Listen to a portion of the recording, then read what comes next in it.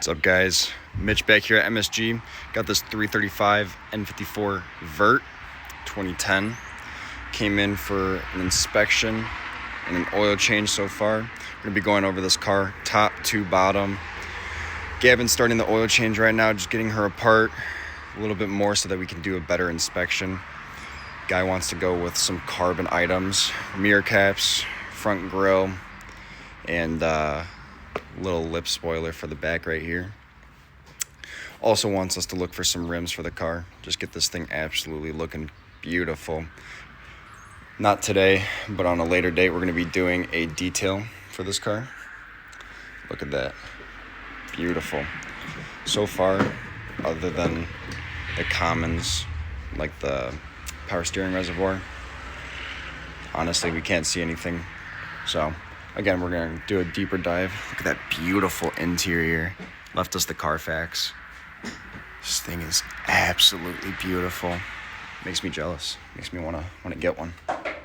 But yeah, this thing's beautiful. We're going to do a little bit deeper dive and take you through that. See what we find. Honestly, there's just not going to be too much, I can tell. This thing has 57,000 miles on it. Alright guys, looking at the top of the motor, not seeing too much. Again, like I was saying, this motor is very clean. You can see that there's just not that much around the valve cover gasket. You can see some in the middle. I'm not too concerned about that. I did see all that black soot down there, but it does not seem like it was coming from the valve cover. Once we get under the motor, we'll be able to see a little bit better if there's any oil leaks. One thing I do want to note is these are pretty common. The power steering reservoirs do like to leak. What I was noticing was I do want to look a little bit deeper. There is these power steering hoses down here. I can't really get you guys to see them, but you can kind of see them, but they're greased up with what I can only imagine is power steering fluid. But other than that, the brake fluid seems to be a little bit dark. You know, change that out. Should be a simple service. I'm gonna get this jacked up. We'll go into the car and do the inspection for that. Another thing I noticed, simple. Should have checked this first, honestly, but the God, I'm tired. The filter is pretty dirty. I would recommend replacing this. A little trick you can do for these, shine a light right behind them. See if there's any light that comes through. Yeah, I can't see anything. Even if you get directly under it, very little light comes through. Time to change that. But time to go into the car. All right, we got the car up on jack stands. Gavin's actually going through and doing some vacuuming. A bunch of stuff just piled up in there. Just courtesy of the customer, taking care of them. So, got them all up. I'm gonna go through, take all the tires off. So, Gavin's underneath the car, doing the oil change. After that, after it's done, dripping and whatnot, he's gonna take the cover off at the bottom so that we can see a little bit more into it. Dude, that was so close.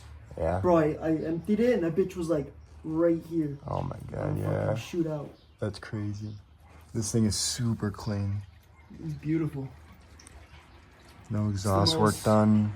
Unclapped. Rear wheel drive has a chassis I've ever seen. Yeah, for real. Has an aluminum frame because it's rear wheel drive. Praise him. Yeah, for real. Garage kept for sure. I don't think it was even from the state. Literally, the only thing I can talk bad about this car, the worst thing I see is the exhaust manifold nuts. Oh, they're just a little crusty. The rusted is all hell, yeah. Oh my God, yeah. And that's not even bad to replace. No, just do that. Yeah, nah, this thing is hands down the best one that I've seen. Really well. Kudos to whoever owned it before. So, was trying to make a little, edit, taking off all the wheels, but fucking impact died. So, we just started buttoning everything back up. Didn't notice anything other than what I mentioned earlier. So that's just the engine air filter, the power steering reservoir, and the lines. We did add on some preventative maintenance. We do want this customer to have a great time with this vehicle, so we put on the oil filter housing gasket, coolant flush, and brake fluid flush, just to make sure that, you know, everything's... Mickey Mouse flange too. Yeah. Oh, and the Mickey Mouse flange. These plastic ones like to break and crack and do all types of silly shit. So we're gonna get that replaced. Recommend a aluminum one. Those are much nicer. Stops the leaks. Other than that, can you think of anything else for the top of the engine? Oh, valve cover is good. Valve cover is great. Yeah, well, nothing for the top end, at least.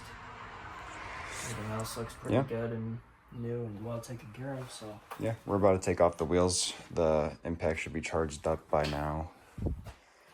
And then we gotta still do the under pan, take that off, inspect under there, but yeah. I'll show you guys when we get to it. All right, guys, got the wheels off. Well, not the front one, but we got both back ones off. Passenger side front off. Just gonna go through them a little bit.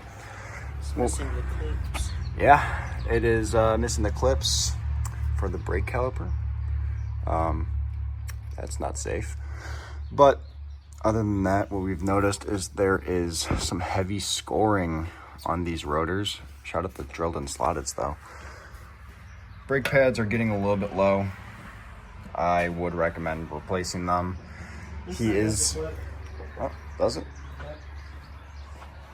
That's what it's supposed to look like, guys. But obviously this side does not have that. But this side, as you can see, it's heavily grooved in the rotor. He was mentioning some issues with like vibrations in the car, or like it squeaks when he brakes. That definitely is going to cause that squeaking issue for you guys. Other than that, bushings look really good. I don't see any fluid coming out of the differential near the axle seal. I would recommend replacing these struts just by mileage. We were looking at the Carfax.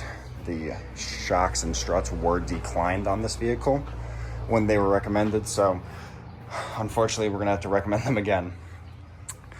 Up here at the front passenger, again, those are the struts that we do recommend replacing. The boot is pretty messed up. Brakes look great health in the front. About 12 millimeters on the brake pads. We did a LRO check, lateral runout, or what you guys like to call warping. Everything looks good up here. We're gonna take a look on the other side. He was getting a little bit of vibrations in the steering wheel. When you guys get vibrations in the steering wheel when braking, that does show signs of... Thank you! Got a guy saying he likes the BMW. But yeah, when you have lateral runout, that means that each of these, you can check that, sorry. What lateral runout is basically warping, what you guys call it. It's variations in the thickness of the rotor. So what you do to check that, we have a digital caliper. We are going to check 3 to more spots on this rotor. If it varies by, I would say like a millimeter, then I would go ahead and replace those. But it's funny, Gavin's shouting out our business. But yeah, that's a good way to check them. This digital caliper that I got was literally probably like 12, 13 bucks at Harbor Freight. Works great. Just take care of your tools, guys. You can buy cheaper tools, but just take care of them. I'm gonna get this last tire off and check it out, see if there's the reason for the vibration. All right, guys, I'm underneath the car, kind of squished. I don't have it very high up on the jack stands, but you'll stick with me. So noticing over here between the engine and the trans, some oil kind of seeping out over here. It's obviously shiny, so nothing else should be shiny other than this, but than this, but you know what I'm saying. That's gonna probably more or less likely be a rear main seal. Obviously, to diagnose that further, we would have to take the trans off, but you can see a little bit better the, where is it? The leaking trans lines up there. Sorry if it's a little dark and whatnot. Trying to do the best I can for you guys. Other than that, not too much going on. There's one other thing right up here. This is for the intercooler from the turbos. The internal seals not being obviously good can cause this, letting oil blow into the intercooler. So everything's going to be on the recommended list for this customer. This isn't that big of a concern. Obviously, you want to keep an eye on it, but with these motors, I mean, I see this all the time, and they run 1,000 horsepower, so same thing on this side, but I'm assuming that side is from the power steering lines dripping down onto it. But yeah, again, everything under here is really clean, but just those few minor things.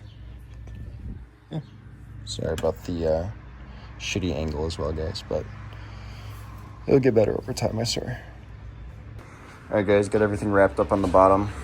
Gavin's just finishing up like 2 screws. But yeah, I'm gonna put the wheels back on, drop the car down, and there was a few more things that the customer wanted us to do concerning just the service intervals and the time. Adjust that. Apparently he that's all messed up, so we're gonna go ahead and fix that for him.